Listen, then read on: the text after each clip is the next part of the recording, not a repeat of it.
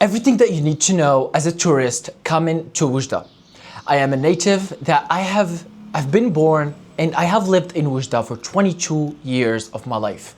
I see a lot of the tourists that come to Morocco and especially to Oujda make a lot of mistakes, and actually I speak to them all the time because I speak 5 languages. So I speak to them all the time, just ask them how their experience is going, whatever. And I find a lot of the times, a lot of the tricks and tips that they can use will upgrade their experience a lot. So let's get started. The way that I'm gonna do this is I'm gonna explain about almost as if the literature or what you should know. Then also I'm gonna give my first-hand experience. Also I'm gonna give my personal opinion of where you should go or whatever you gotta do in Oujda. Now, obviously I'm not a professional guide. I'm just born in Oujda and I've been here for 22 years and I speak fucking 5 languages. So I think there's nobody that's better than me to do this job. So let's get started. Now, it doesn't matter really where you're coming from around the world, whether you're from Portugal, Spain, France, England, the US, or Germany, it doesn't really matter. A lot of countries come, actually even Asia, a lot of people come from China, Philippines, Vietnam. There's a lot of different people everywhere, right? So you see a lot of tourists that come here. I mean, I've met people even from Pennsylvania in here, Slovenia. I mean, I've met a lot of people, okay? So one of the biggest things that you have to understand is Oujda is not the biggest city.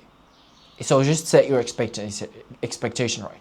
I mean, in terms of a size, it's about 20 kilometer by almost like another 20 kilometers, 20 by 20 or 20 by 15 kilometer, something like that. But it's not, that's just what should be the city, but really the city is probably way less, right? It's more probably like 12 by 15 or something like that, more close to that. Now, city is not a big touristic city like, let's say, Tangier or Marrakesh or Rabat or Casablanca or even the desert or the southern area or Agadir or Souera. All these are way bigger touristic areas than, let's say, Oujda. But still, Oujda has a little bit of good insights that you see. And actually, a lot of the tourists that I met just a few tourists from Germany, actually, and I talked with them with my German and with my Deutsch. Entschuldigung Sie bitte. But they said the reason why we came here is because we know here it's authenticism, right? Instead of just going to the big cities where there's a lot of tourists and the culture is a bit mixed, here you're gonna find just authentic. People are authentic because there's not a lot of tourists anyway. So you get some sort of a very honest, really just honest, authentic experience. Cool. One thing you gotta know about Oujda, let's talk about the big places you wanna probably visit. There's a couple of places. There is something called Bab al-Gharbi, which means the western door. And it's almost like a city we have. It's a wall. You can think about it as a Game of Thrones wall. And just a wall where it was the city inside of about a long time ago, especially in the wars. And now it's just a wall that people go to. So that's one point. I mean, there's that. There's the Medina, which is the souk, which is the market. Obviously, just like any Moroccan city, it has a very local, traditional market where pretty much you can find anything and everything you want to know. Anything really. There's a lot of, because the souk or the market is big and there's different areas. I mean, the local people really know the sort of the arrangement. If you want to buy phones, it's there. If you want to buy this, it's there. If you want to buy clothes, it's there. But usually you can just go around and look, and you'll probably have a good time in there as well because it's very traditional. It's very grounded. I mean, if you want to take groceries, you'll find supermarkets everywhere. Our biggest, I'll say in Morocco, there are 2 or 3. It's called Marjan. Probably you're gonna heard of that, and probably you're gonna see it. It's almost like it's a Tesco or Walmart, but it's for Morocco. So Marjan, Aswaq As-Salam, which means the markets of peace. Marjan really, I mean, Marjan means, if you really want to translate it, it means the sea, what is it called? The sea plants? I don't remember what it's called, but that's what it is. But it's called Marjan. It's a very famous one. And also we have Ataqada, which means we buy, pretty much. We shop, we go shopping, something like that. So these are the big markets. There is a lot of them. There's also small ones that's almost like in the neighborhoods. One called BIM, B-I-M. Also you'll find it everywhere. So this is more of a something that you're familiar with. If you want to go to supermarket, you just don't want to buy from whether random stores or the souk or Medina, you have the right, go do that. If you want to buy from the normal stores, I mean, they're good. Everybody does buy from here, from there. I do as well. Cool. Now let's set the expectations right when it comes to languages. I mean, I met a lot of people, a lot of tourists myself, and I always talk about them with them about languages. And some of them suffer, some of them don't, and I'm pretty sure this is related to expectations. But as a rule of thumb, people here speak mainly Arabic. Secondly, French. Thirdly, English. There is certain areas in Morocco where people speak Spanish as well, like especially the northern area. There's areas like Nador, Al Hoceima, and Tangier, and I'm pretty sure Tetuan as well, which is the northern sphere. Probably you'll find a lot of people there that speak Spain, and obviously it's natural because it's very close to Spain. I mean, the distance between Tangier and Spain is 13 kilometers, so that's pretty much just, they're very close. So you'll find a lot of people that actually speak Spanish there. But in, let's say, in a city like Oujda, you'll find everybody speak Arabic, some people speak French, less people speak English, and even less people speak Spanish. Now, if you want to find people that speak good English, like the English I'm speaking with you, well, that's very rare. Even in the big cities, that's rare. Okay, I met a lot of people in the big cities as well, a lot of tourists, and they were surprised. They're like, well, how are you from? From the US? Well, I'm not from the US. I actually was born in the east of Morocco, called Oujda. It's a small town, and I just been there for my entire life. Yeah. And they're like, oh, that's nice. But you got the point. So expectations for languages is also extremely important. Now, when it comes to, let's say, the daily life or about tricks and whatever. So I would say, usually the local stores will not understand you.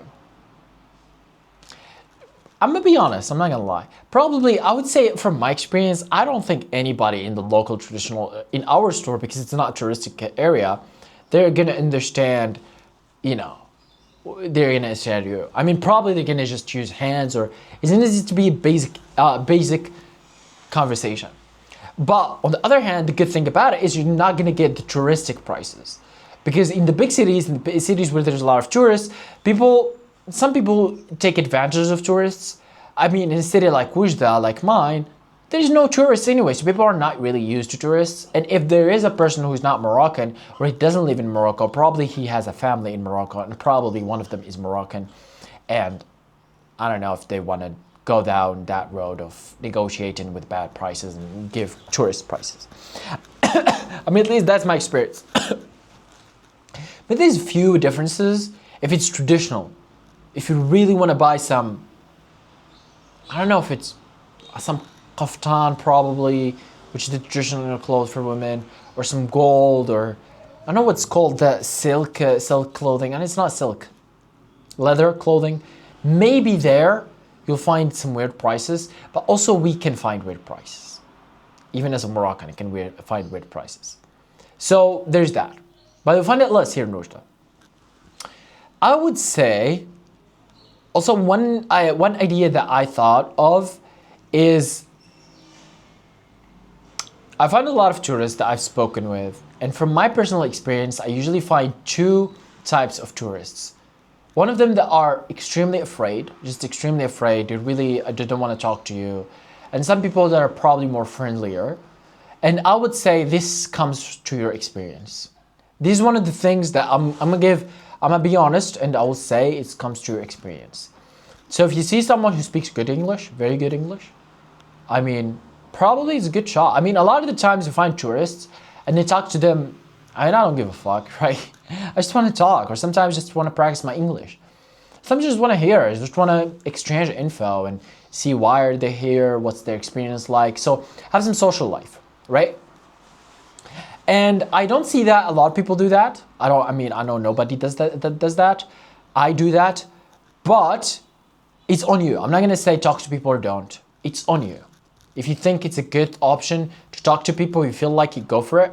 If you feel like you don't and you want to be more preserved, I've seen that happen even to me, and I get that too. I mean, it happened to me at least with the tennis players. It was a professional tennis team from England. They did ghost me. They did talk to me a little bit, but I got ghosted, I'm not gonna lie. But also, I mean, I was with them next day and we were talking and we were filming in the tennis court, so that's why. But you got the point. It happens, right? And so there is that as a very good rule of thumb. One thing you should probably know, I mean, if you're coming from the US, big.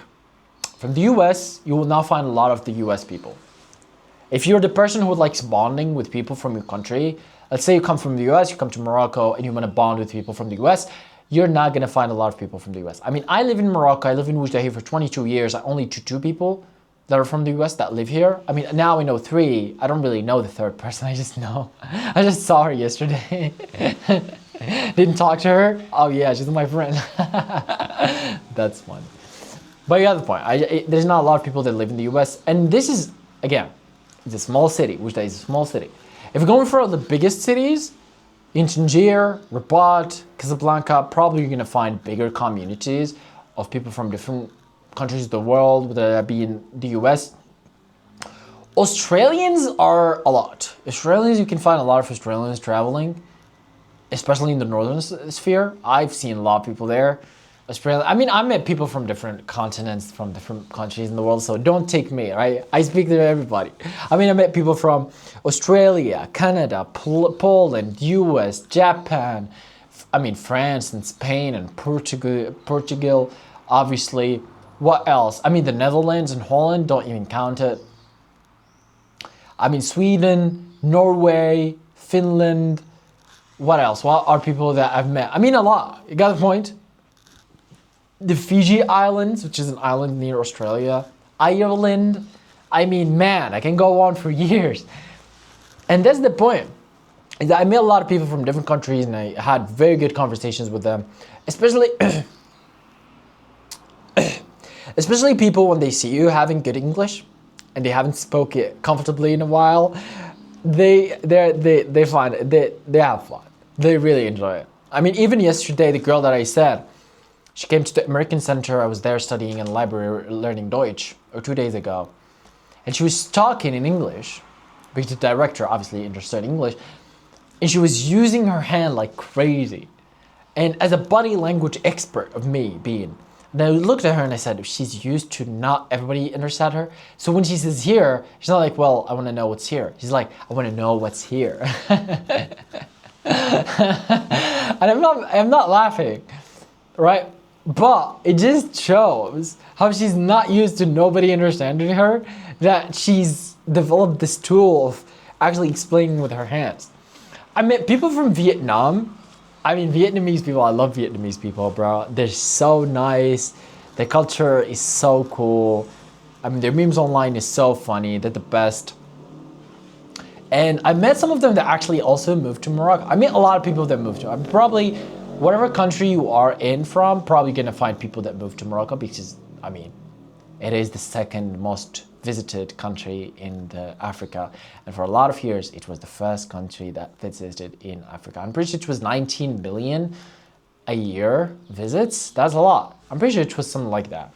Anyway, the point is a lot. It's a lot of visits. It's a very good touristic area. Now, let's talk about the big picture. Moroccan, what you expect from Moroccans. Moroccan is a very heavily cultured area. Moroccans are, I mean, even though I said that people will not speak languages, bro, people here fucking speak, I mean, I speak fucking 5 languages. My friend, I was sitting with him yesterday at the coffee shop, he spoke 4 languages.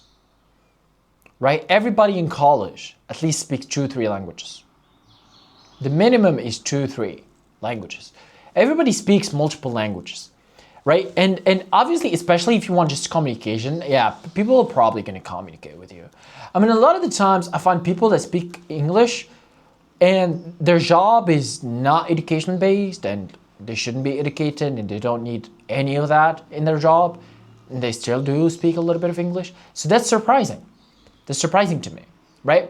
Which just shows how the Moroccan culture just understands a lot of languages. I mean, even as a Moroccan, who sometimes I look at the Moroccan content, when you see people speak, we use Moroccan, which is Arabic, and sometimes people use French, English, Spanish words. It just shows how they are actually accustomed to other languages. which just shows that probably you're going to have such a good touristic experience here in Morocco than, let's say, probably in comparison to the most cities in the world. Two, is very heavily cultured. There's a very big rooted culture in Morocco, and Moroccans, you know, they go with you. They go with if you want to have fun, they have fun. If you want to be serious, they're serious. And on social media, I mean, even here, right now, it's the World Cup time that I'm filming this video, and they're in New York fucking having fun, and everybody's talking about them, how they're having the most fun. That's the Moroccan culture. And if they couldn't actually speak more languages, they wouldn't be all those numbers in New York. People all flew to the US. Why? Because they actually are comfortable with languages. They're comfortable with, and they didn't make no troubles in comparison to other countries that I've seen. And it was reported that some countries actually have made a lot of trouble in New York. Moroccans didn't have a lot of troubles. I mean, my entire fucking Instagram, and I'm not the biggest football fan, and this will be a caveat because I'm going to talk about football in a moment. And on my Instagram is Brazilians and Moroccans are fucking dancing. And they just, the day of the match, the day that they played against each other. It just shows how cultured they are, how just, you know, they get along with each other and get along with people. And also, here in Morocco, we also are used to other people from different countries. I mean, as an example, my own family is so diversified, it's crazy. My closest family, which means my sister, my brother, my father. My sister in Spain, my father is in Spain, my brother is in Sweden. I mean, if we're talking about my aunties and my cousins, we have Spain, France, Holland, Belgium, you name it. We have a lot of countries, let alone Morocco. We have a lot of countries, diversified. This is the closest to my family. So everybody here is used to or accustomed to. I mean, I grew up with multiple languages in my family. I generally can call the closest to my families. I can call my sister, speak to her in English, in Spanish. I mean, I can speak to her in English, you'll understand. I have people that I can speak in French with, as in they're native. I can speak people that I speak in Dutch, which is Holland and Netherlands. I don't speak Dutch. I have Swedish that I don't speak Swedish, Svenska as well. But you get the point. There's different people that you can speak with different languages with. And that is the point that you will get as an advantage here in Morocco, that probably most people are accustomed to just be with different cultures and different around the world, because their family is multicultural. I ran the half marathon of Rabat, the international half marathon of Rabat last month, and the amount of culture that was there, brother, I was running, I was pacing with people from Canada and Switzerland. I met people from Vietnam, from Germany, from France, from China, from everywhere. Genuinely, brother, everybody that I looked at, I knew he was from a country, right? You're like, well, that obviously he is from this country. This guy is obviously from this country. And you obviously can hear them speak, and you can speak with them and actually ask them and get to know them. But that's the point. That's what I'm saying, is that it's so culturally diversified that everybody's used to different cultures and being with different people, different characters, different personalities. So you feel comfortable being you. It's just how it is. That's how it goes. Now, the final point, this is a bonus point that I will add for you as a Moroccan. For you as a Moroccan and for you as a tourist coming here to Morocco, especially if you're gonna come to a small city like Oujda. If you are able to secure a contact of someone who's native here in Oujda and who can actually help you. I mean, he doesn't even have to be with you, but just give you like some instructions. If you need a question, you can ask him, That will give you such a good, huge advantage, especially if you don't have a lot of times, like 1 or 2 days. And there's also nearby cities that probably you want to visit, like Saidia or Saidia. It's Saidia. So there, it's a beach. It's 60 kilometers away. It's more of a touristic area. You'll find a lot of tourists there. That's different. You're gonna find a lot of tourists. Not like Oujda. Oujda is a small city in the east of Morocco. It doesn't have a beach, but the beach is 60 kilometers away in another small town. It's just purely touristic city. Oujda is more of an industrial, it's more of a city on its own, but that is just a purely touristic city. So probably you want to visit that as well. And also, obviously, you're going to go, usually the people that I meet, they pass by Oujda by 1 or 2 days, and they go throughout Morocco. They visit, whether it's a road trip, whether they're just traveling, whatever it is. For different people, they have different priorities. Now, I really hope that I help you. I mean, if you want any help, you can probably talk to me, but I'm not a guide. I don't want to get into problems because I don't know about the law, and probably should be a guide to talk to people, whatever. You got the point, okay? So I'm not gonna overcomplicate it here, but I hope that I really helped you. I really did this from the bottom of my heart because I really, all the time that I see tourists here, I just think that they need a lot of help. And I know that you don't find these videos, probably nobody's ever made them, especially for someone who has such a good English. I mean, I have this advantage and opportunity that I have so perfect of an English because obviously I have a YouTube channel that I upload hundreds of videos of YouTube yearly in. So I think I have to use this privilege and this opportunity that I have to sort of help the most amount of people that I can, especially for a good culture, for a good cause that I truly believe in, and I truly love this, and I truly love the culture of tourism, and I love tourists when they come here and talk to them, etc. So if you need to watch this video again and again, feel free to do that, you know, to remember all the notes. Probably this will help you a lot. And thank you for visiting Morocco, Oujda. Thank you, and subscribe. Maybe I'll make another video, who knows? So subscribe.